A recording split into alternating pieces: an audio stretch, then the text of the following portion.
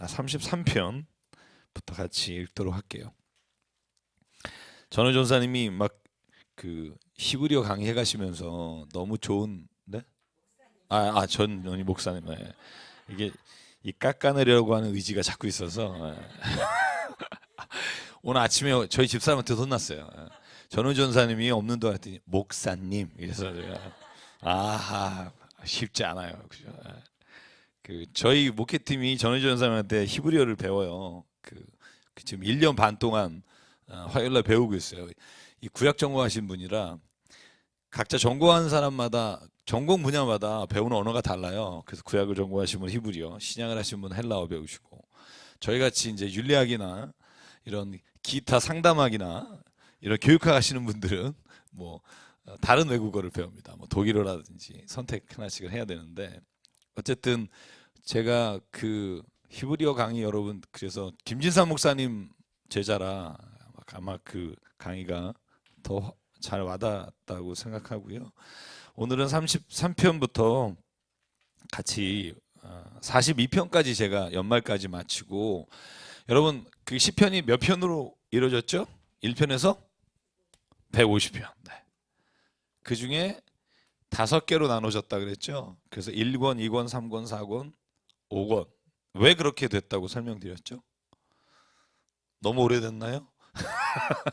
너무 오래됐나요?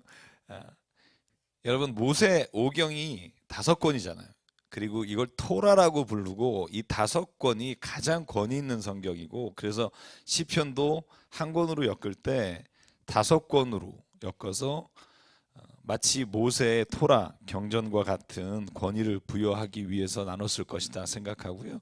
여러분 마태복음도 저희가 같이 성경 통독할 때 나눴지만 5개 단락으로 나눠져 있습니다. 그래서 신약의 마태복음이 마치 구약의 모세오경처럼 5개의 5권의 책을 가지고 있는 구약과 같은 권위를 주기 위해서, 그래서 이 말씀을 마치심에 장소를 이동하면서 5개의 단락으로 나눠진 걸 신학적으로 그런 모세오경에 비추어서 견주어서 저희가 읽고 그러는데요. 42편까지가 1권이 끝나요.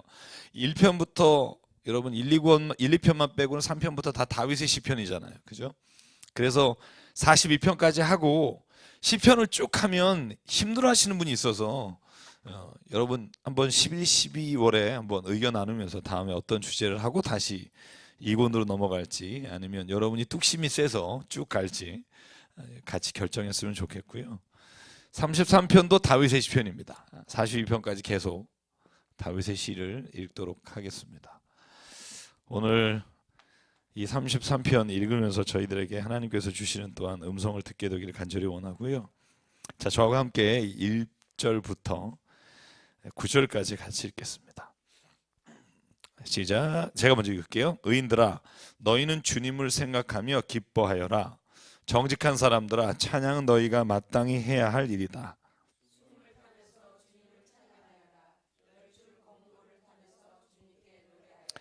새 노래로 주님을 찬양하면서 아름답게 연주하여라.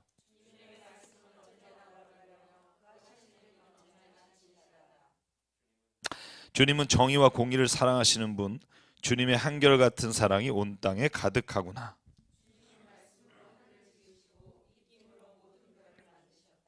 주님은 바닷물을 모아 독에 담으셨고 그 깊은 물을 모아 창고 속에 넣어 두셨다.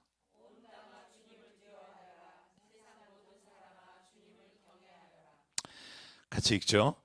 한마디 주님의 말씀으로 모든 것이 생기고 주님의 명령 한마디로 모든 것이 견고하게 제 자리를 잡았다. 아멘. 자, 여러분 시편 33편은요, 우리가 보통 시편 그러면 여러 가지 찬양이라고 하는 의미를 가진 히브리어가 많은데 테힐라라는 단어를 가장 많이 써요. 근데 여기에 나오는 1절에 나오는 찬양은이라고 할 때 이 찬양이라는 단어가 그 테힐라라는 단어를 쓰고 있고요. 1절 그리고 2절, 3절에 가장 핵심적인 주제가 있다면 우리가 너무나 잘 아는 거예요. 찬양하라예요. 너무 싱겁죠? 딴 걸 줄 알았는데 그죠? 찬양하라. 근데 왜 찬양하냐? 오늘 다윗이 쓴 이 시편을 보면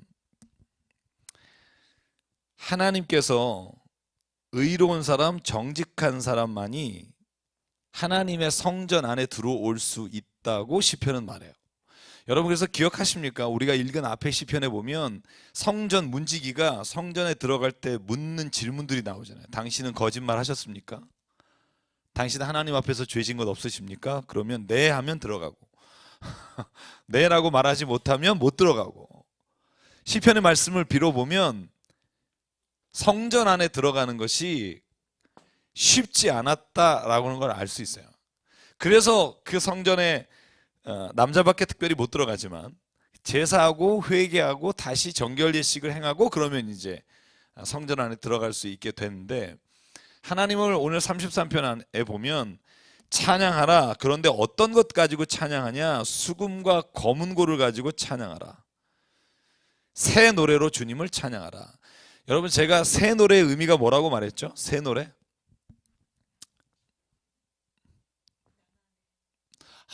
기억하시네요. 네. 이 새 노래가요, 맨날 새로운 노래를 작곡해서 해라 이런 의미를 가지고 있다기보다 내 자신의 삶에 매일매일 새롭게 하나님께 드릴 찬양의 삶이 일어나야 한다는 의미를 가지고 있어요. 여러분 우리는요 하나님을 찬양할 때 뭐로 찬양할 수 있다고 생각하죠? 여기는 지금 수금과 검은고 나오죠. 12줄 검은고, 그죠? 근데 찬양할 수 있는 도구는요 우리가 생각하는 것보다 훨씬 많아요. 여러분 우리가 찬양이라는 말을 어떻게 생각하냐 하면 노래한다고 생각해요. 근데 성경은 찬양이라는 말을 단지 노래한다는 말과 견주어 사용하지 않고요, 찬양이라는 단어가 또 하나의 단어가 있는데 할랄이라는 단어가 있어요. 할랄. 여러분 아랍 말로 하면 할랄이 요즘 우리가 음식 이슈되는 음식이죠. 할랄. 원래 그 아랍어의 할랄은 허용된다는 뜻이에요. 허용된다는 뜻이고, 히브리어에서 할랄이라는 단어는 찬양하라는 말의 또 하나의 테일라 말고 그 단어의 의미를 갖고 있는데 다른 뜻으로는 자랑하다는 뜻이에요. 그러니까 찬양하는 건 뭐냐면 막 노래를 만들어서 막 하나님을 부르는 거를 의미하는 게 첫 번째 의미가 있지만, 두 번째 뭐냐면 하나님을 자랑하는 거예요. 하나님 내 삶에 이런 일을 하셨어요. 이게 시편이잖아요. 그죠? 자랑하는 게 찬양이에요. 그러니까 찬양한다는 말은 뭐냐 하면 내가 그냥 노래를 만들거나 수금이나 내가 어떤 악기를 가지고 하나님을 찬양한다는 말의 의미만 있는 게 아니라, 저는 여기에 굉장히 더 큰 의미를 함축하고 있다고 생각해요. 그게 뭐냐 하면 우리가 도저히 찬양할 수 없을 것 같은 것으로도 찬양할 수 있어요. 여러분 저는요 확신해요. 여러분 돈으로도 찬양할 수 있어요. 하나님을. 믿으십니까? 여러분 돈이요 하나님의 뜻에 따라 우리에게 잡히면 하나님을 자랑하는 거리로 사용될 수 있고요, 그 돈이 정말 힘들고 연약하고 이 땅에 죽어가는 사람 생명을 살리는 하나님의 찬양과 자랑거리가 될 수 있다는 거예요. 여러분 제가 얼마 전에 설교하러 갔는데 우리 장원수 집사님 그 인도에서 오신 그레이스 목사님 만난 적이 있어요. 근데 그 목사님이 일산에서 계신다는 거예요. 한국에 있는 동안. 그래서 일산에 선교센터래요. 그래서 선교사가 오면 묵을 수 있는 방 2개를 이렇게 해놨다는 거예요. 그래서 그 교회가 어느 교회냐고 그랬더니 교회 이름을 얘기하시는데 들어본 적이 없는 교회예요. 교인이 몇 명이라고 하니까 30-40명이에요. 30-40명이 제일 먼저 교회를 이렇게 숙소를 마련해서 그 일을 감당하려고 하는 교회죠. 교회마다 다 자기가 갖고 있는 사명이 있는데, 그래서 제가 그 생각을 했어요. 여러분 건물도 하나님께 찬양하는 도구가 될 수 있다니까요. 그러니까 우리가 세상 건 빌어먹을 나쁜 거 이런 개념 이렇게 나누어서 이건 하나님을 찬양할 수 있는 거, 이건 찬양할 수 없는 거 우리가 구분하고 살잖아요. 그런데 중요한 건 뭐냐면 그 물건이나 어떤 대상이 아니라 진짜 중요한 건 내 삶의 모습과 내가 그것을 사용하려고 하는 마음이 중요하다는 거예요. 마음이 주님께 잡혀 있으면 모든 내 삶의 것이 하나님을 찬양하는 도구가 될 줄 믿습니다. 그게 시편의 찬양이에요. 여러분 시편 103편 우리가 나중에 같이 읽겠지만 거기에 나오는 가사 알잖아요. 모르세요? 찬양하라 내 속에 있는 모든 것들아 다 찬양하라. 이게 103편 1절이에요. 그러니까 뭐 그냥 한 가지 내 입술로 찬양하는 게 아니라 내 속에 있는 모든 것을 찬양할 수 있는 거예요. 저는 그래서 그런 기도해요. 하나님, 내 삶에 있어서 어떤 직업 아니면 내가 누리고 있는 그 어떤 거, 이것도 다 하나님 내 찬양이 되기를 원합니다. 자랑이 되기 원합니다. 여러분, 자녀도 찬양이 될 수 있어요. 자녀가 그 자식이 세상에서 잘 되고 어떤 뜻을 이루는 것이 자랑이 아니라 그 자녀가 하나님의 뜻에 합당한 자로 살아가는 것이 되면 하나님의 자랑거리가 된다는 거예요. 저는 그래서 이 시간 우리가 생각을 좀 바꿨으면 좋겠어요. 이건 찬양할 수 있고 이건 찬양할 수 없다. 우리 역으로 하나만 더 생각해 볼까요? 우리가 돈, 건물, 그러니까 굉장히 막 좋은 것들 생각하시는데, 저는요 역으로 가난도 하나님의 손에 잡히면 가난도 하나님을 찬양하는 도구가 될 수 있다니까요. 그거 아멘이 없잖아요. 그죠? 가난하기 싫으니까. 그죠? 가난하기 싫잖아요. 질병 있잖아요. 질병.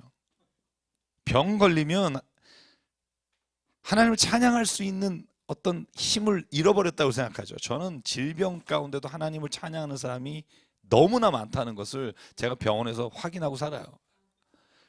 병에 걸리면 하나님을 뭘 자랑할 게 있나? 아니에요.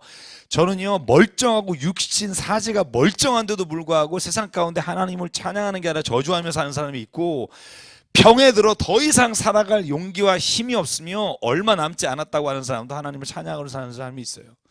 하나님의 자랑거리가 된 사람이 있어요. 저는 우리가 어떤 하나님을 찬양할 수 있는 조건과 이런 것들을 기억하지 마시고요, 내 삶이 하나님 안에서 매일매일 새롭게 되고 매일매일 변화됨으로 말미암아 늘 자랑할 수 있는 자리에 가는 거, 저는 그것이 오늘 시편 33편에서 하나님을 찬양하라, 기뻐하라, 노래하라, 이렇게 다윗이 외치는 그 중심의 핵심이 거기에 있다고 믿습니다. 그리고 나서 오늘 4절부터 보면 찬양해야 될 이유를 말을 해요. 왜 찬양해야 됩니까? 주님의 말씀은 언제나 올바르기 때문입니다. 하나님은 거짓이 없으십니다. 하나님은 언제나 진실하십니다. 주님은 언제나 정의와 공의로 사랑하시는 분입니다. 주님은 한결같은 사랑이 온 땅에 가득합니다. 오직 하나님만 찬양을 받으셔야 합니다. 목사나 어떤 그 누구도 찬양의 대상이 될 수 없습니다. 저는요 어제 진짜 이 나라에 사는 게 창피했어요.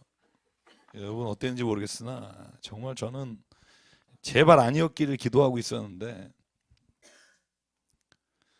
그런 건 봉건 시대에나 있는 일이래잖아요. 근데 봉건 시대가 된 거죠. 그럼 이제 그렇게 됐으니까 개탄할 노릇입니다. 저는 그런 생각해요. 참 이렇게 양비론을 하면 안 되는데, 국가를 이끌어간다는 소위 정치인들이나 대통령을 비롯한 정부에 일하는 사람들이 전 믿을 사람이 하나도 없어요. 정말 이게 문제인 거예요. 다른 건 다 괜찮아요. 믿을 수가 없다는 게 문제예요. 마이크 붙잡고 나와서 거짓말을 밥 먹듯이 하고 안 걸리면 땡이고, 이런 게 지금 얼마나 많아요. 여러분, 우리가 거짓말이 상용화된 사회에서 들어가는 기회비용이 얼마나 많은 줄 아십니까? 담보 걸어놔야 돼요. 왜? 다 거짓말하니까. 건물 하나 지려면 다 거기에 지금 보증 안 걸면 건물 못 져요. 왜? 거짓말하니까.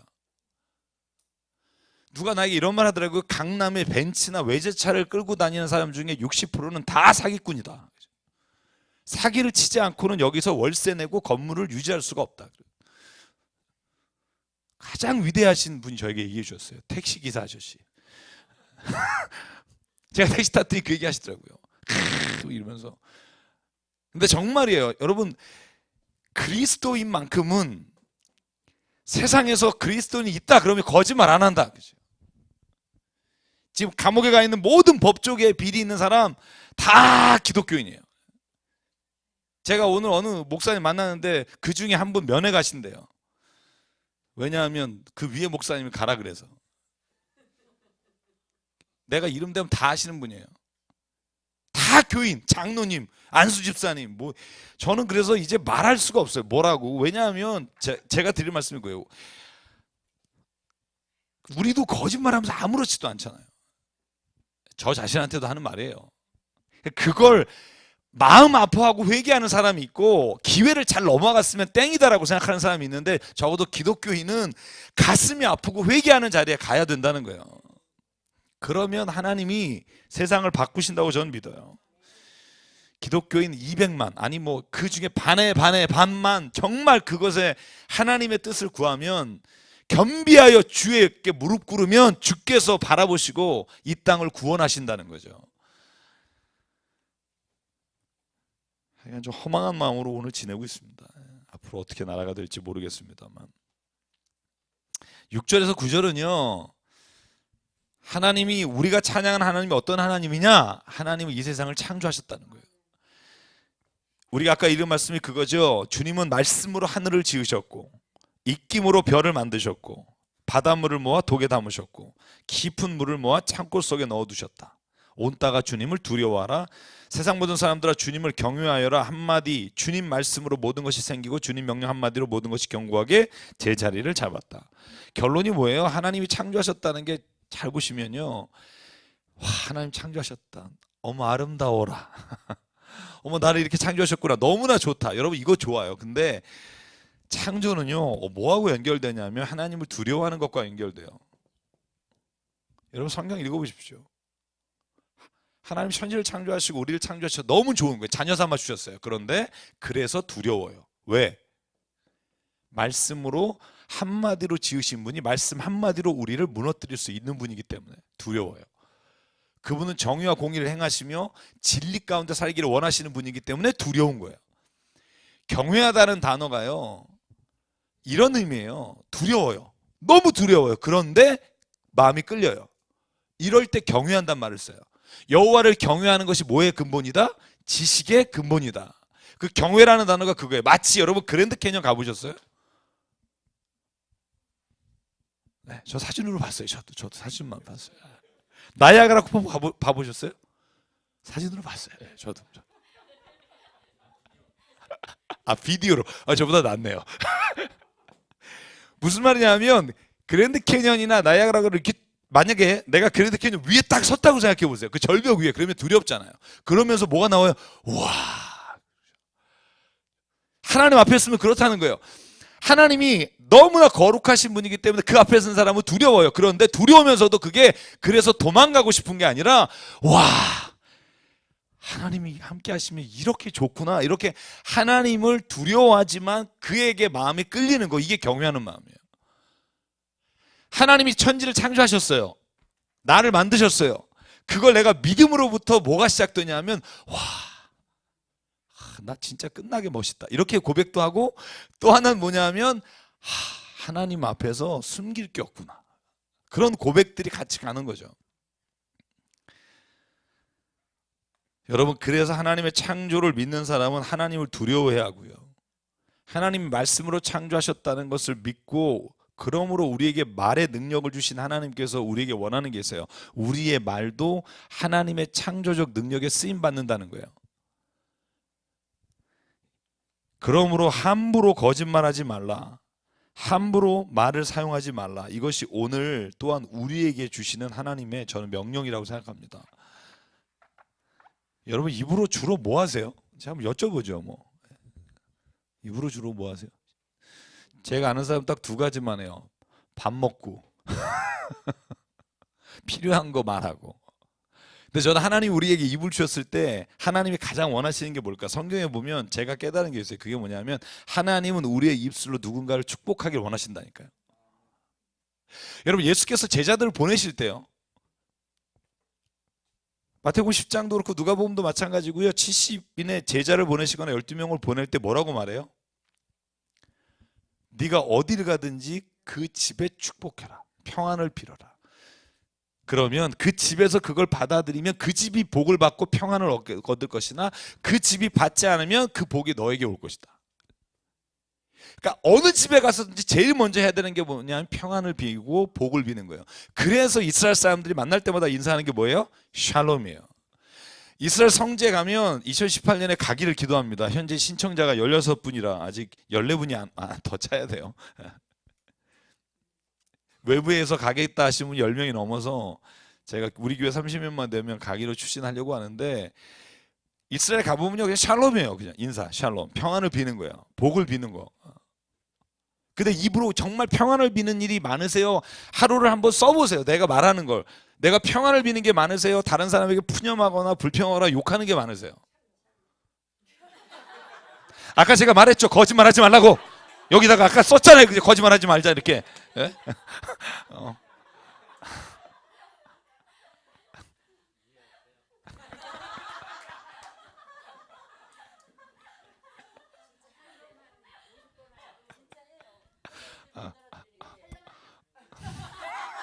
왜 욕하는 것 같죠? 샬롬 그러니까. 그러니까요, 우리들 능히 육과 영을 죽일 수 없는 사람들을 두려워하지 마시고요. 그냥 하나님을 두려워하라. 이 말씀이 가장 정확해요.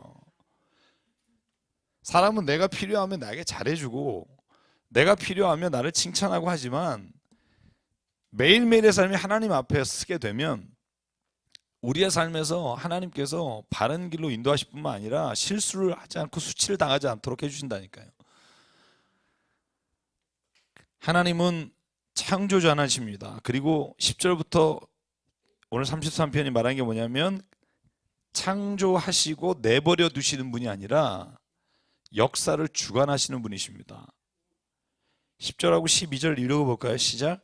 주님은 문 나라의 도모를 흩으시고 문 민족의 계획을 무효로 돌리신다. 주님의 모략은 영원히 흔들리지 않으며 마음에 품으신 뜻은 대대로 끊어지지 않는다. 주님이 그들의 하나님이 되시기로 한 나라 곧 주 하나님이 그의 기업으로 선택한 백성은 복이 있다. 아멘. 그러니까 여기요 대꾸절로 나오는데 단어는 똑같은 단어예요. 번역은 저희가 좀 다르겠습니다만, 사람이 세우고 나라가 세운 도모와 모략, 계획들과 11절에 주님이 세우신 모략과 계획은 두 개가 다르다는 거예요. 인간이 세운 계획과 모략은 무효가 되거나 망할 수 있으나, 하나님이 세우신 것은 영원히 흔들리지 않고 그의 마음에 둔 것은 끊어지지 않는다. 여러분, 이 믿음이 있었기 때문에 아브라함을 비롯한 이스라엘의 백성이 하나님의 그 말씀 하나만 믿고 간 거예요. 만약에요 아브라함이 창세기 12장에 너희는 지금 우르와 하란에 있는 아브라함에게 떠나라고 말할 때 하나님의 이 영원하신 흔들리지 않는 이 말씀을 믿지 않으면 못 가잖아요. 그죠? 갈 수 있는 이유는 딱 하나예요. 사람은 변할 수 있으나 하나님은 변하지 않는다. 그게 우리가 갖고 있는 믿음이잖아요. 하나님도 아침에 생각 따르고 저녁 생각 따르면 우리가 어떻게 따라가요? 잠깐 내가 참 미안하다. 야, 내가 생각해 보니까 아닌 것 같아. 이러면 황당하잖아요. 그죠? 성경이 말하는 게 뭐냐면 하나님은 그런 분이 아니시라는 거예요. 왜 그러면 우리가 때로는 하나님이 그렇게 느껴질까? 우리의 생각이 변하기 때문에 그래요. 눈에 보이는 것으로 인해서 변하거나 아니면 풍랑이 다가올 때 그것으로 인해 흔들리기 때문에 그렇다는 거예요. 여러분, 그래서 여러분 여기서 모략, 그 다음에 도모, 계획 이런 단어들은요 제일 많이 그 단어와 연결되어 있는 단어가 여러분 기억나십니까? 그 다윗의 아들 압살롬이 반란을 일으켰을 때 자살한 사람 하나 있죠? 기억나시나요? 그러니까 다윗의 정신적 지주, 모략을 세우던 사람인데 그 사람이 자기의 의견을 받아들이지 않고 다윗의 장관인 후세의 의견을 받아들이니까 집에서 조용히 혼자 생을 마감하신 분 있잖아요. 아히 도벨이라는 사람이 있어요. 이 사람이 성경에서 뭐라고 말하냐면 모사라고 말해요. 도모했다 이렇게 되어 있어요. 그러니까 보세요. 압살롬 밑에서 그 모든 걸 계획을 짰어요. 모든 도모를 했어요. 그런데 자기 의견이 받아들여지지 않으니까 자살하는 거죠. 그래서 어떻게 보면 사람이요 자기가 세워놓은 계획이나 자기가 갖고 있는 어떤 방법을 전적으로 의지하고 나가는 사람이 굉장히 확신에 차 보이지만 그게 한번 깨지고 나면 그 인생에 있어서 돌이킬 수 없게 된다니까요. 그래서 어떤 일을 결정하든지 가장 중요한 게 뭐냐면 하나님께서 지금 이 일을 어떻게 원하실까 하는 걸 꼭 물어야 되는 거예요. 여러분, 목사에게 답답하니까 오시죠. 안수기도 받으시죠. 그리고 물어보죠. 어떻게 하면 좋겠습니까? 그런데요, 목사 말 듣고 행복해하지 마시고요, 다시 하나님께 물으셔야 돼요. 왜 그러냐 하면 하나님은 반드시 그 사람을 통해서 역사하신다고 생각하거든요. 말씀하시고. 왜냐하면 그 문제에서 가장 고민하고 기도하는 사람은 본인이에요. 그런데 욕심에 사로잡혀서 못 볼 수가 있으니까 주변에 있는 목회자나 누군가에게 물어보는 건 좋지만 가장 중요한 건 본인이 하나님 앞에 나가는 거예요. 아침에 하나님 말씀을 묵상하고 하나님 이것이 당신의 뜻입니까? 라고 하나님의 계획을 물어보고 하나님이 도모하시는 방향을 물어보면 답은 나와요.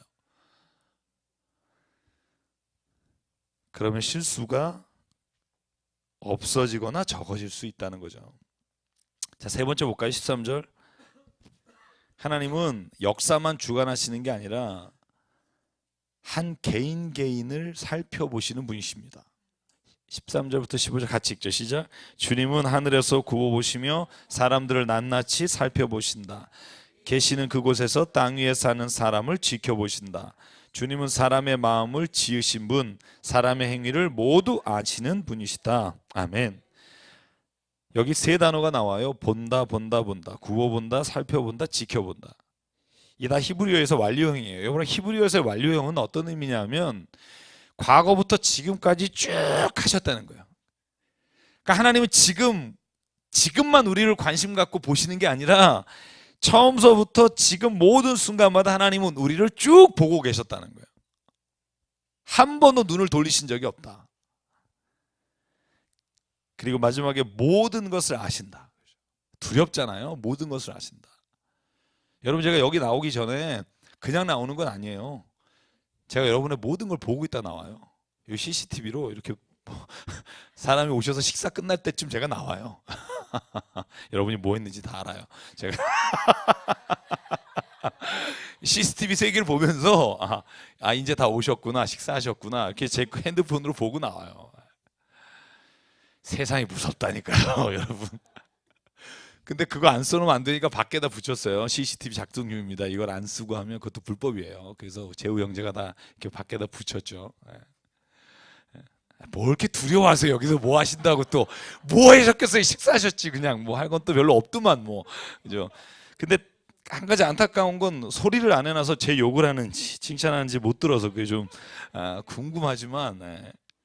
근데 여러분, 이렇게 불충분한 CCTV로 보는 것도 두려운데 요즘 모든 범죄하는 거 다 CCTV로 추적해서 가는 것도 두려운데 오늘 뭐라고 고백하냐면 하나님은 굽어보시고 낱낱이 살펴보시고 사람을 지켜보시고 모두 아신다. 안 두려운 사람이 보통 배짱이 아닌 거죠. 하나님 이거 모르시겠지? 천만의 말씀.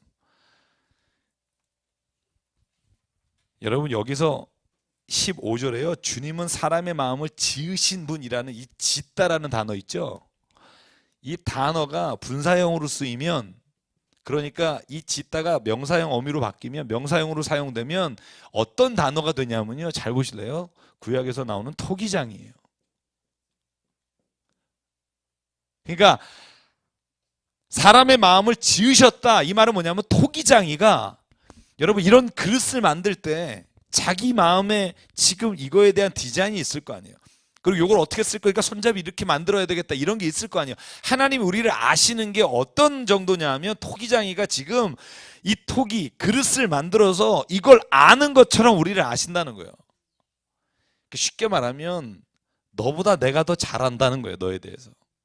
여러분, 자기에 대해서 얼마나 알고 계세요? 잘 모르잖아요. 하나님은 아신다는 거예요. 그 모든 속에까지도. 내가 왜 이런 인간이지? 나는 몰라도 하나님은 아신다는 거죠. 그러니까 자기가 누군지도 모르면서 자기 자신을 의지하지 말고 너를 창조하시고 오늘도 토기장이가 되셔서 너의 모든 것을 아시는 하나님께 너의 삶을 가지고 나가라. 이게 오늘 우리에게 주시는 하나님의 요청이며 하나님의 분부이며 하나님의 명령이라는 거예요. 그러니까 자기가 묵상해서 자기 스스로를 보지 말고 하나님의 말씀에 비춰서 자기를 봐야 보여요. 자기가 한번 자기 생각해 보실래요? 아, 어제 내가 싸웠지. 아, 욕했지. 아, 그래, 어쩔 수 없었어. 아, 그 인간 참 성격이 더러워서 참다 그래. 내가 그 정도면 잘 참은 거야. 이러고 맞춰요. 묵상하면서. 왜? 내가 생각할 수 있는 범위가 거기에요. 근데 말씀을 보면 뭐라고 돼 있어요? 말씀 보면 그렇지. 내가 이렇게 해서 오늘도 내 영이 죽었구나. 아, 내가 이 말 한마디를 욕할 때 그걸 제일 먼저 듣는 건 제가 아니라 내 귀구나. 내 영이 먼저 죽었구나. 그러니까 말씀을 보면서 나를 봐야 진짜 나를 볼 수 있다니까요. 내가 만약에 혼자서 묵상하고 생각하면 내가 잘 볼 수 있을 것 같은데 아니라니까요. 우리는 날마다 기준이 바뀌고 날마다 우리가 살아가고 있는 방향이 사람에 의해서 좌지우지 되기 때문에 어느 날은 이랬다 어느 날은 이런다니까요. 그래서 하나님 말씀에 비춰 살라는 거예요. 그래서 오늘 하나님은 당신을 보고 계시며 당신을 끝까지 지켜주시고 인도하시는 분이시라니까. 그러니까 이 말은 바꿔 말하면 하나님이 모르실까 봐 걱정하지 말라는 뜻이에요. 하나님은 아신다.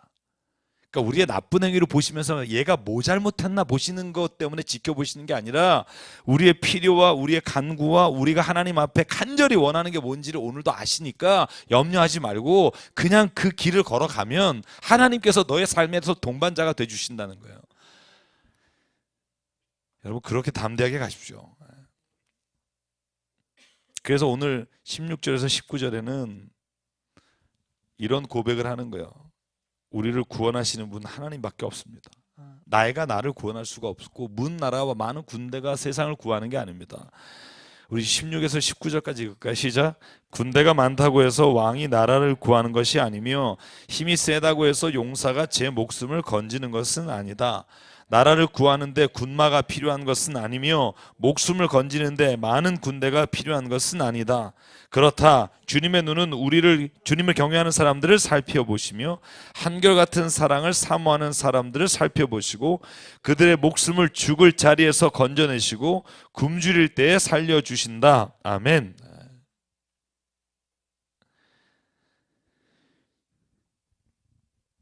여러분 군대가 많다고 해서 전쟁이 이기지 않습니다. 여러분 전쟁사를 보면 제가 저희 딸하고 같이 지금 독서 모임 하려고 산 책이 뭐냐면 전쟁으로 있는 세계사예요. 역사의 모든 전쟁을 통해서 세계사를 보면 군대가 많으면 이길 것 같죠? 아니에요. 페르시아의 대군이 여러분 그 조그만 아테네와 스파르타한테 깨진단 말이죠. 그래서 나온 영화가 300이잖아요. 보셨는지 모르겠으나 그러니까 사실 하나님이 우리에게 말씀하시는 거예요. 우리가 많은 걸 가지고 있으면 든든해서 세상 잘 살 것 같으나 눈에 보이는 것이 아니라 사실 눈에 보이지 않으나 하나님께서 우리를 이끌어 가시는 것이 훨씬 더 믿을 만하다는 거예요. 몇백억 가진 사람은 돈 많을 것 같죠. 제가 만나본 결과 돈이 없는 사람도 돈이 모자라고요. 몇천억 있는 사람도 돈이 모자라요. 희한해요. 저는 그 비밀을 모르겠어요. 돈이 많은 분도 맨날 모자르대요. 왜냐하면 그 돈에 맞춰서 사람은 살거든요. 사업을 하거나 뭐 돈을 어디에 맡기거나. 그러니까 그 돈은 내 게 아닌 거죠. 저는 내가 쓰는 돈이 내 돈이다라는 아버님의 유언을 저는 믿습니다. 저희 아버님이 늘 그러셨어요. 기철아 쓰는 돈이 네 돈이다. 은행에 있는 돈 네 돈 아니다. 지금 내가 쓰는 돈만 우리 돈이에요. 저는 하나님이요 우리에게 손에 쥐어진 것을 보지 말라고 말씀하시고 오히려 우리의 눈에 보이지는 않으나 하나님을 경외하는 사람들을 하나님께서는 살려주신다는 걸 믿으십시오. 그래서 오늘 마지막 결론에 다가섰네요. 21, 22 같이 읽을게요. 시작. 주님은 우리의 구원자이시요 우리의 방패이시니 우리가 주님을 기다립니다. 우리가 그 거룩한 이름을 의지하기에 우리 마음이 그분 때문에 기쁩니다. 우리는 주님을 기다립니다. 주님, 우리에게 주님의 한결같은 사랑을 베풀어 주십시오. 아멘. 독특하고 재미있는 장면이에요. 뭐냐 하면 앞에는 찬양이에요. 하나님을 찬양하라. 왜? 하나님 우리를 만드셨고 우리를 보살피시고 보신다 쭉 하다가 마지막 절은 뭐로 바뀌냐면 기도로 바뀌어요. 싹 어떻게 바뀌냐 하면 우리는 주님을 기다립니다. 주님, 우리에게 주님 한결같은 사랑을 베풀어 주십시오. 이 22절은 기도로 바뀐다는 거죠. 그래서 여러분 찬양하다가 찬양이 기도가 되고 기도가 찬양이 되고 찬양이 기도가 되는 이런 거 있잖아요. 우리가 느끼는 거. 그죠? 많이 피곤하세요? 좀 도와주세요. 좀 대답도 해주시고. 그죠? 그러니까 시편을 보면 탄식하다, 기도하다, 기도하다, 찬양하다, 찬양하다, 감사하다. 그래서 시편을 읽으면서 늘 그 생각했으면 좋겠어요. 시편의 말씀은 우리의 삶에 있어서 우리가 토로하는 것들을 하나님께서 우리에게 미리 보여주신 거고요. 읽다 보면 우리 자신을 알 수 있습니다. 그래서 이 본문의 말씀은 신학자들은 이렇게 평해요.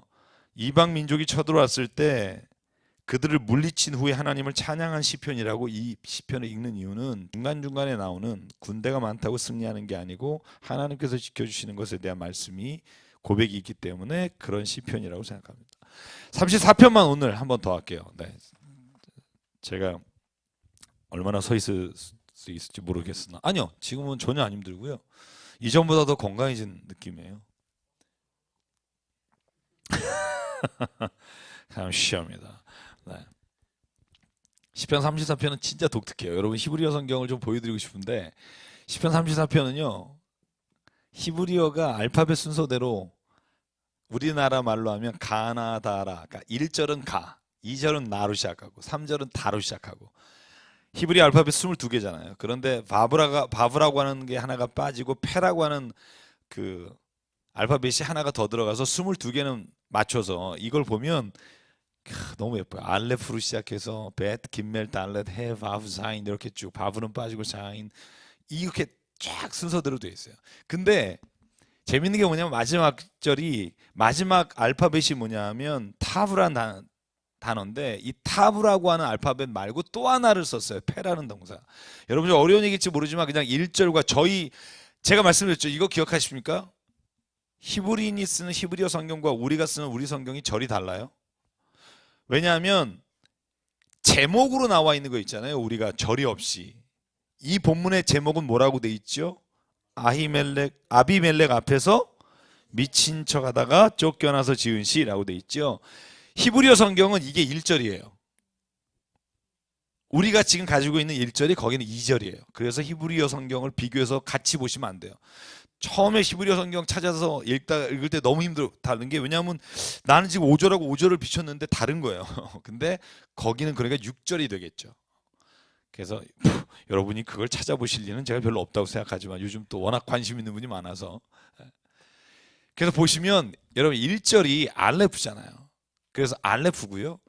저희로 하면 11절, 히브리어 성경으로 하면 12절이 여러분 라멕이라고 하는 단어인데 그 다음에 마지막에 페라고 하는 단어 하나를 더 넣어서 알라프라고 하는 단어로 맞췄다고 신학자 중에 생각하는 사람이 있어요. 그러니까 이게 1절, 요게 12절, 이게 마지막 22절. 이 알라프라는 단어가 보면 11절의 마지막에 있는 단어가 뭔지 아세요? 11절 마지막 단어가 뭐죠? 한번 읽어보실래요? 시작. 그렇죠. 길을 너에게 가르쳐 주겠다. 그죠? 그래서 의도적으로 가르쳐 주겠다라고 하는 히브리어가 알라프예요. 그래서 이걸 알렙, 벳, 김멜, 달렛 이렇게 히브리어로 쭉 나열하고 나서 1절하고 중간절하고 마지막 절의 단어를 해보니까 알라프라고 하는 단어고 이 단어가 가르치겠다라고 하는 단어로 이 본문을 그렇게 아름다운 시로 만들었다는 거죠. 그래서 여러분 이렇게 보면 우리가 잘 모르지만 히브리어 성경으로 보면 되게 아름다워요. 쫙 아름답게 돼 있어요. 물론 읽지는 못하지만 그냥 아름답다는 거죠. 저희가 아름답다 돼 있고. 자, 이 시는요 진짜 배경이 된 본문이 어딘 줄 아세요? 여러분? 다윗이 미친 척 한 적이 있죠. 미친 척하고 거품을 흘리면서 거기에 성경에 이렇게 돼 있죠. 이 기둥에다 몸을 긁으면서 수염에 침을 질질 흘려서 죽을 뻔한 장소에서 모면했던 장면이 사무엘상 21장이에요. 21장 12절에서 15절을 보면 한번 찾아보실래요? 거기에 보면 어느 왕에게 가서 다윗이 이렇게 했다는 게 나와 있고 그때 지은 시라고 돼 있어요. 궁금하잖아요. 그죠? 무슨 일이 있었는지. 사무엘상 21장 피시고 한번 보죠.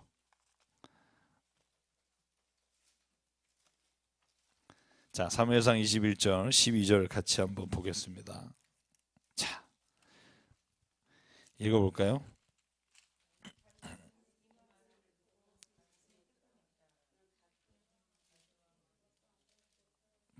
죄송해요. 제가 같이 읽어야겠네요. 네. 21장 12절부터 쭉 읽게요. 자, 시작. 다윗은 이 말을 듣고 가슴이 뜨끔했다. 그는 가드왕 아기스 옆에 있는 것도 안전하지 못하다는 생각이 들었다. 그래서 그는 그들이 보는 앞에서는 미친 척을 하였다. 그들에게 잡혀 있는 동안 그는 미친 사람처럼 행동하여 성문 문짝 위에 아무렇게나 글자를 극적거리기도 하고 수염에 침을 질질 흘리기도 하였다. 그러자 아기스가 신하들에게 소리쳤다. 아니 미친 녀석이 아니냐? 왜 저런 자를 나에게 끌어왔느냐? 나에게 미치광이가 부족해서 저런 자까지 데려와 내 앞에서 미친 짓을 하게 하느냐? 왕궁에 저런 자까지 들어와 있어야 하느냐? 자, 사람들이요, 다윗이 사울을 피해서 블레셋 지역으로 넘어갔는데 그 지역에서 다윗이 워낙 유명하니까 알아보는 거죠. 그래서 사람들이 이렇게 말했어요. 저자가 다윗은 만만이요 사울은 천천히다고 했던 사람이다. 그러니까 이렇게 있다가는, 왜냐하면 원수잖아요, 블레셋과 이스라엘 백성은. 이렇게 있다 죽겠다 미친 척을 한 거죠. 그때 그걸 모면하고 나서 쓴 시가 34편이에요. 거기에 관한 이야기는 없어요. 그러나 읽어보면 하나님 앞에 이렇게 감사하며 돌린 시편이라는 걸 알 수 있어요. 그래서 이게 감사 시편에 들어갑니다. 감사 시편에 들어가고요. 그런데 재밌어요. 자, 발견한 거 있으세요, 여러분? 사무엘상 21장에 나오는 왕의 이름이 뭐죠? 어느 왕? 아기스? 가드 왕? 아기스죠. 여기는 지금 뭐라고 나오죠? 시편의 34편의 제목에 아비멜렉이라고 나오죠. 이름이 같아요, 틀려요? 틀려요. 왜 그럴까요? 신학자들도 고민 많이 했겠죠? 왜냐하면 사무엘상 21장에 나오는 이름은 아기스인데 지금 시편에 나오는 이름은 아비멜렉이란 말이에요. 근데 이런 상황은 딱 한 번이란 말이에요. 지금부터 제 얘기를 잘 들으시죠. 이건 제가 하는 게 아니라 구약신학자들의 공통된 의견입니다. 이 아비멜렉이라는 이름은요, 창세기 20장하고 26장에 두 번 나와요. 창세기 20장에는 아브라함과 함께 나오고요, 26장에는 이삭과 함께 나와요. 창세기 20장에서 여러분 기억하십니까? 블레셋 지역에 아브라함이 넘어가서 지내는데 부인 사라가 예쁘니까 부인 사라를 데려와라 이러니까 내 동생입니다 이래갖고 쫄아가지고 그 아내를 줬는데 하나님이 너가 이럴 수 있느냐 그래서 여러분 아비멜렉이 깜짝 놀라가지고 너 어떻게 나한테 이럴 수 있냐 이랬던 장면에 나오는 게 아비멜렉이에요. 창세기 26장 그 아들도 똑같아요. 이삭도 똑같이 넘어가서 자기 아내를 리브가를 누이라고 말해서 아비멜렉 쫓겨나요. 그러니까 이 차이가 있다면 20장은 아브라함이 그렇게 했는데 화친을 맺어서 그 지역에서 거하게 해줬고 26장에 보면 쫓겨나요. 자, 근데 보십시오. 아비멜렉은요, 창세기 20장이면 이삭이 태어나기 전일까요? 후일까요? 김진사 목사님이 뒤에 게 답이고 저는 앞에 게 답이에요. 대부분 전이에요. 창세기 21장에 낳고 22장에 밭이라고 하는 장면 나오잖아요. 그러면 몇 살에 낳죠? 이삭을? 100세에 낳죠. 그런데 창세기 26장에 이삭이 아비멜렉 지역으로 넘어간 거는 아브라함이 죽은 이후예요. 아브라함이 몇 세에 돌아가셨죠? 조금 더 살려주세요. 120세보다 175세에 돌아가셨어요. 그러니까 적어도 75년의 차이가 나오잖아요. 그죠? 80년 이상 동안 한 사람이 계속 통치할 수 있었을까? 신학자들이 그걸 보고 이 아비멜렉이란 말의 뜻이 뭔가를 봤더니 아비멜렉이라고 하는 단어가 나의 아버지는 왕이다라는 뜻이에요. 그래서 학자들은 어떤 결론을 내렸냐 하면 이 아비멜렉이라고 하는 것은 이름이 아니라 호칭이다. 어떤 호칭이냐면 가드나 블레셋 지역의 왕을 부르는 호칭이 아비멜렉이다. 마치 이집트의 바로 왕이라는 건 바로는 이름이 아니잖아요. 그래서 바로 왕이란 말이 틀린 거죠. 바로가 왕이란 말이에요. 우리는 그냥 뜻을 편하게 하기 위해 바로 왕이라고 하지만 바로 누구? 람세스 2세. 바로 람세스 2세. 이게 바로는 왕이란 말이에요. 마치 그것처럼 아비멜렉이라고 하는 것은 이름이 아니라 호칭일 것이다. 왕이라는 호칭일 것이다. 그래야만 성경 안에 있는 이 아비멜렉이라고 하는 단어를 이해하는데 정확하다. 그래서 아기스라고 하는 아비멜렉이겠죠. 이해가 가시나요? 네. 그렇게 성경을 해석하는 것이 가장 성경을 이 본문이나 아니면 창세기 본문을 이해할 수 있는 좋은 근거다라고 생각하는 게 많은 다수의 신학자들이 가지고 있는 생각이고, 저는 그 생각을 받아들여서 여기에 나오는 아기스는 그래서 아비멜렉 아기스라 이렇게 붙이면 저희가 이해하기는 쉬울 거라고 생각합니다. 뭐 굳이 이거 몰라도 구원받는데 문제는 없어요. 그러나 우리가 좀 성경을 읽으면서, 이게 성경을 읽는 사람의 문제는 뭐냐면 성경 읽다가 의심이 드는 경우가 있어요. 그것도 해결을 해야 된단 말이죠. 그렇죠? 우리가 알 수 있는 범위 안에서. 자, 이제 본문에 들어갈게요. 자, 찬양의 본질은 아까 주님을 자랑하는 것이라고 말씀을 드렸고요. 1절부터 3절까지 같이 읽게. 시작. 내가 주님을 늘 찬양할 것이니 주님을 찬양하는 노랫소리 내 입에서 그치지 않을 것이다. 나 오직 주님만을 자랑할 것이니 비천한 사람들아 듣고서 기뻐하여라. 나와 함께 주님을 높이자. 모두 함께 그 이름을 기리자. 아멘. 주님을 높이자가 칭찬하자, 자랑하자. 그 단어가 찬양한다는 의미와 동일한 의미를 갖고 있다는 거죠. 그러므로 우리의 자랑은 오직 하나님이라는 거죠. 자기 자랑보다 하나님을 자랑하는 삶이 우리가 본질적으로 우리의 삶에서 나를 스스로 낮춰줄 수 있는 유일한 길이라고 생각하고요. 4절부터 10절까지 신앙 간증이에요. 같이 읽어볼게요. 시작. 내가 주님을 간절히 찾았더니 주님께서 나에게 응답하시고 내 모든 두려움에서 나를 건져내셨다. 주님을 우러러 보아라. 내 얼굴에 기쁨이 넘치고 너는 수치를 당하지 않을 것이다. 이 비천한 몸도 부르짖었더니 주님께서 들으시고 온갖 재난에서 구원해 주셨다. 주님의 천사가 주님을 경외하는 사람을 둘러 진을 치고 그들을 건져 주신다. 너희는 주님의 신실하심을 깨달아라. 주님을 피난처로 삼는 사람은 큰 복을 받는다. 주님을 믿는 성도들아 그들을 경외하여라. 그를 경외하는 사람들에게 아무런 부족함이 없을 것이다. 젊은 사자들은 먹이를 잃고 굶주릴 것이나 주님을 찾는 사람은 복이 있어 아무런 부족함이 없을 것이다. 아멘. 네. 여러분 잘 보세요. 오늘 본문 지금 저희가 읽은 4절부터는요 반복으로 나와 있는 게 있어요. 그건 뭐냐면 자기의 간증과, 그리고 너희라고 말하는 사람들에게 너희도 이렇게 해라는 것이 절마다 반복이 돼요. 보실래요? 4절은 뭐라고 돼 있지요? 하나님께 내게 내가 하나님을 찾았더니 응답하시고 건지셨다. 6절 하나님께 부르짖었더니 들으시고 구원해 주셨다. 그렇게 간증이 들어가고요. 그 다음에 5절과 8절에 보면 너희도 그러므로 뭐하라? 주님을 우러러 봐라. 그러면 기쁨이 넘치고 수치를 당하지 않을 거다. 8절 너희는 주님의 신실하심을 깨달아라. 주님을 피난처로 삼는 사람은 큰 복을 받는다. 잘 보시세요. 이걸 뭐라고 말하냐면 간증이라 그래요. 간증. 내가 주께 부르짖었더니 응답하시고 건져내 주셨습니다. 이게 간증이에요. 그런데 여러분도 하나님께 부르짖으면 하나님이 당신을 건져내실 겁니다. 간증이 쉬운 것 같죠? 힘들어요. 왜 힘들까요? 전 두 가지가 있다고 생각해요. 하나는 간증했다가 다시 원상태가 되면 어떡할까 하는 두려움이 있어요.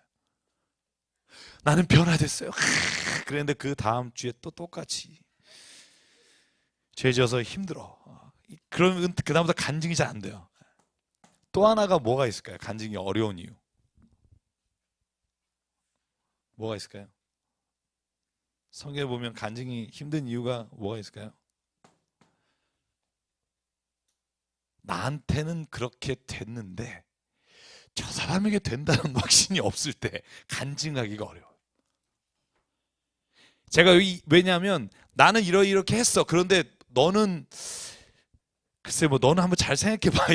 이런 말이 나가면 간증이 아니잖아요. 하나님이 내가 부르셨더니 응답하셨어. 너에게도 그렇게 하실 거야. 이게 간증이란 말이죠. 간증이 되려면 그러니까 아까 두 가지를 역으로 하면 뭐 어떻게 해야 간증이 될 수 있어요? 첫 번째는 뭐냐 하면 내가 또다시 넘어지고 실수하더라도 오늘 내게 하나님이 행하신 일에 대한 것은 의심하지 말아야 되는 거죠. 공감이 잘 안 되는 분위기예요. 그죠? 예를 들면 제가 죄를 졌어요. 회개했어요. 그래서 내가 새롭게 됐어요. 막 너무 막 천국을 이렇게 날아다니는 것 같아요. 막. 그런데 똑같은 죄를 또 졌어요. 그랬을 때 이 앞에 거 하나님께서 나를 용서해 주시고 나를 새롭게 하시고 깨끗게 하셨다는 것 자체를 의심하지 말라는 거예요. 여러분 하나님 뭐라 그러세요? 예수님 통해서 와서 회개할 때마다 내가 너를 처음 용서하는 것처럼 용서해 주겠다. 기억하지도 않겠다. 그런 성경 있는지 모르세요? 네가 죄를 진 것을 기억하지 않겠다. 너도 기억하지 마라. 저는 이게 굉장히 중요하다고 생각해요. 하나님이 기억하지 않는다는 의미가 뭘까요? 자식을 생각하면 돼요. 내 자식이 아무리 잘못된 것을 했어요. 그리고 잘못했다고 그리고 철저하게 자기의 입으로 그리고 자기의 잘못한 것을 돌아섰어요. 그런데 또 잘못을 했으면 우리가 그걸 끝까지 기억해서 걔가 죽는 날까지 걔를 그걸로 정죄하며 살까요? 안 그러잖아. 왜? 걔는 얼마나 힘들까? 여러분 이 생각하지 않아요? 나보다 더 힘들겠지. 여러분 사람이 그 생각을 하니까 부모는 자녀를 끊임없이 용서할 수 있는 거예요. 여러분 저 하나님 마치 이런 분이라고 생각해요. 하나님은 우리가 죄를 왜 용서해 주시냐면 우리가 정죄하며 살지 않게 하시기 위해서 용서하시는 거예요. 제가 누누이 말씀드리잖아요. 하나님이 왜 하나님의 법을 지키며 살라 그래요? 하나님 위해서? 하나님이 우리가 그거 지키면 기분 좋다 막 이렇게 혼자서 막 기분 좋아서 우리에게 법을 지키라 그럴까? 아니라니까요. 법을 지키는 자가 그 삶이 죄 가운데 있지 않음으로 인해 자기 자신이 너무나 행복한 삶을 산다니까요. 우리를 위해서 말씀을 지키라고 하는 거지 하나님이 우리가 말씀 지킴으로 인해서 이득 가는 게 하나도 없다니까요. 뭐가 있을까요? 우리가 말씀 지키며 살 때 하나님이 좋은 거.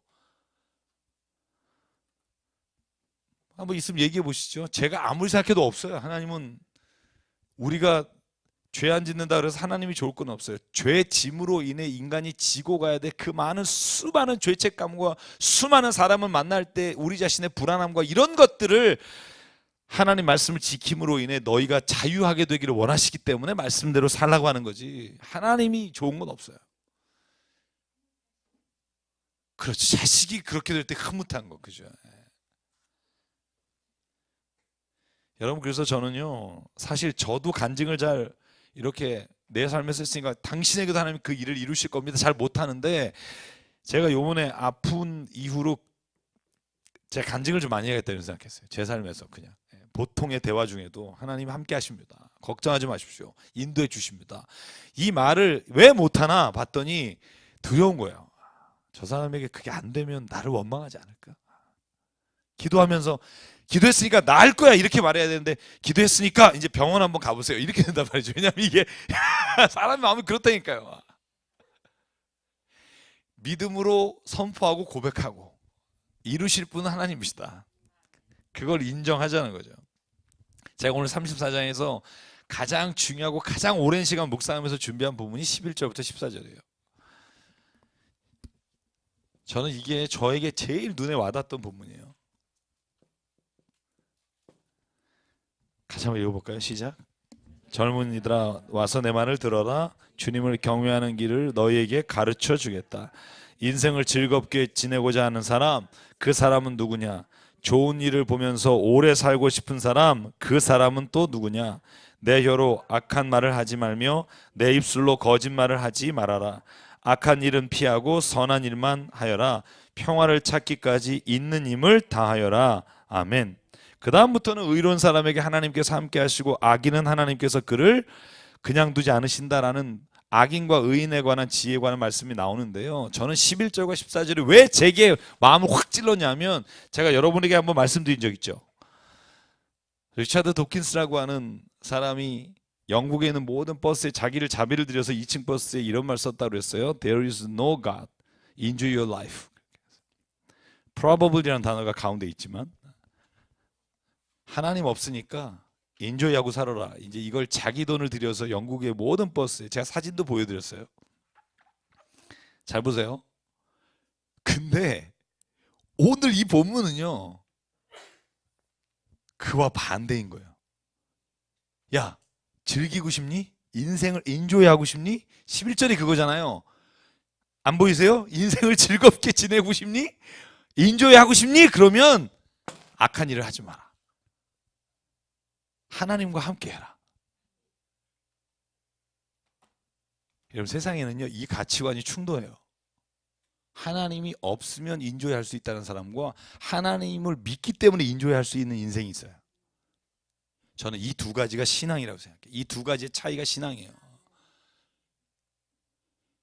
여러분, 이런 생각하는 분은 없어요? 지금 이 좋은 수요일 저녁에 사람들은 즐기고 살 텐데 난 이게 뭐지 여기 와서, 이런 분 혹시 있어요? 없겠죠? 네, 오늘 좀 위험합니다. 잘 보세요. 자, 즐긴다는 말 있잖아요. 즐긴다. 자, 인생을 즐기고 싶으세요? 그러면 하나님이 없다고 생각하세요 라는 것과 하나님을 인정하시고 하나님을 믿고 악을 행하지 말고 거짓을 말하지 마시고 악한 일을 행하지 말고 선한 일을 하십시오. 이게 두 가지가 나눠지잖아요. 그렇죠? 왜 나눠질까요? 왜 나눠질까요? 근본적으로 인조이, 즐긴다는 말의 의미에 대해서 서로 다른 개념을 가지고 있는 거예요. 내가 사람한테 들키지 않는 범위 안에서 최대한 내가 은밀한 가운데 뭘 한다, 이런 걸 즐긴다고 하는 사람이 있고, 즐긴다라고 할 때 내 삶에 있어서 가치 있고 가장 인간답고 하나님의 존귀한 창조의 모습으로 내가 사는 것을 즐긴다고 생각하는 사람이 있어요. 여러분, 그런데 우리의 문제는 뭐냐 하면 자꾸 세상에서 규정한 즐긴다는 단어를 우리가 쇠뇌가 돼서 그것을 꼭 해야만 내가 생각하는 즐기는 삶을 살 수 있다고 생각하니까 늘 신앙생활하면서 갈등이 있고 그 안에서 우리가 가치관에 있어서 어려움이 있는 거예요. 여러분, 우리가 보통 이 단어잖아요. 이걸 우리가 기표라고 그래요. 이 드러난 단어와 이 안에 있는 의미가 자의적이라는 거 아세요? 쉽게 말하면 이런 거예요. 우리 소실이라고 하는 언어학자가 그런 말 했어요. 이게 컵이잖아요. 그죠? 컵이란 단어와 컵은 물을 담아서 혹은 마실 것을 담아서 마신다. 죄송해요. 이 컵과 물을 마시는 것과는 아무 상관관계가 없다는 거예요. 그게 그 사람이 이 언어학에서 아주 선구적인 역할을 해서 언어학의 기초를 세운 사람이라고 해요. 제가 언어 윤리학을 했잖아요. 잘 보면 재밌어요. 그러니까 이걸 똥이라고 불러도 되고 이걸 의자라고 불러도 되고 이걸 뭐라고 부르느냐 하는 것과 이것의 기능하고는 자의적이라고 아무 상관이 없다는 거예요.